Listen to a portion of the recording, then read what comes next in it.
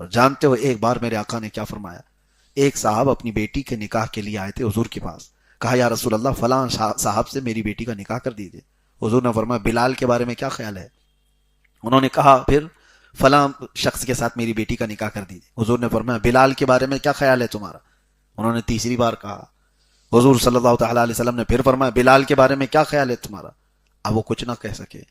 ظاہر سی بات ہے 2 بار 3 بار کوئی اپنی بیٹی کے لیے دوسری بات پوچھ رہا ہے تو اس کو کہیں دینے کا ارادہ ہوگا. لیکن جب رسول اللہ صلی اللہ علیہ وسلم سے 3 بار سنا تو پوچھا بلال میں ایسا کیا ہے؟ اللہ کے نبی صلی اللہ علیہ وسلم نے فرمایا میں نے جنت میں مجھ سے آگے بلال کے قدموں کی آہٹ سنی ہے. بلال کے قدموں کی آہٹ میں نے جنت میں سنی ہے. یہ بات سنتے حضرت ابوبکر صدیق نے کیا کہا تھا پتہ ہے؟ حضرت ابوبکر کہتے کاش میرا باپ بلال کا باپ ہوتا, میری ماں بلال کی ماں ہوتی, جو فضیلت بلال کو ملی ہو مجھے مل گئی ہوتی. اللہ کے رسول نے فرمایا کہ مجھ سے آگے میں نے بلال کے قدموں کی آہٹ جنت میں سنی ہے. یہ حضرت بلال سے پوچھا بھی گیا تھا کہ آپ ایسا کیا کرتے ہو کہ آپ کی آواز, قدموں کی آواز جنت میں آتی ہے؟ حضرت بلال نے جو کہا وہ آپ سب کے لیے بھی ہمارے لیے بھی. وہ کہتے ہیں ہر اذان کے بعد میں 2 رکعت نفل پڑھ لیتا اور کبھی بغیر وضو کے رہتا نہیں. جس وقت وضو ٹوٹے میں فوراً وضو کرتا. تو یہی عمل انہوں نے بتایا. اللہ کے نبی صلی اللہ تعالیٰ علیہ وسلم نے ان کی فضیلت میں جب یہ بیان فرمایا دنیا میں کہ ان کے قدموں کی آہٹ جنت میں سنی گئی.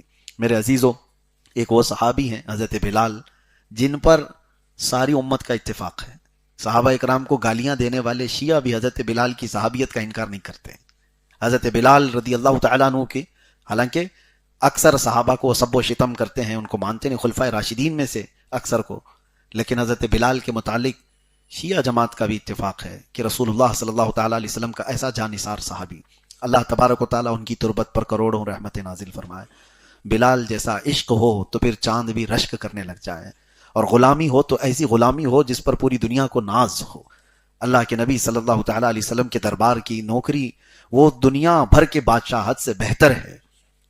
میرے آقا صلی اللہ تعالیٰ علیہ وسلم کی بارگاہ میں حضرت بلال پہنچ کر کس مقام پر پہنچے؟ میرے عزیزو, حضور کی محبت میں کھایا ہوا ایک زخم بھی رائے گا نہیں جاتا. ایک بات یاد رکھو, محبت مصطفیٰ میں ملے ہوئے زخم تمہیں آسمان کی بلندیوں پر لے جاتے ہیں.